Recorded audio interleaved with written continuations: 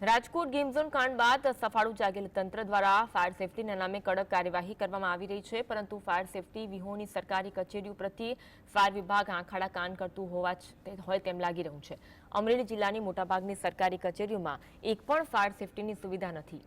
અમરેલી જિલ્લા પંચાયત, અમરેલી નગરપાલિકા, અમરેલી આયોજન કચેરી સહિતની મોટાભાગની સરકારી કચેરીઓ ફાયર સેફટી વિના ધમધમી રહી છે।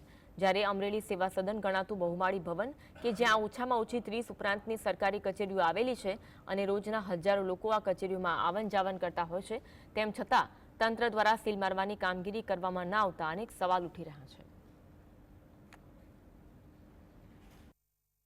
તો જ્યારે કોઈ દુકાનો હોય એ સામાન્ય રીતે 150-200 ફૂટની દુકાન હોય તો એ દુકાનને પણ સીલ કરી રહ્યા છે।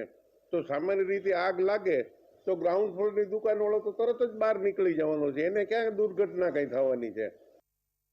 જે ક્રાઇટેરિયામાં આવતી સરકારી કચેરીઓ છે તે તમામની અંદર પ્રથમ વ્યવહારથી જાણ કરવામાં આવેલી છે અને ઘણી બધી કચેરીઓની અંદર ગ્રાન્ટથી લઈ અને ટેન્ડરિંગની પ્રક્રિયાઓ પણ હાથ ધરવામાં આવેલી છે અને તે બાબતે જે તે કચેરીનો સંપર્ક કરી અને શું પ્રક્રિયા છે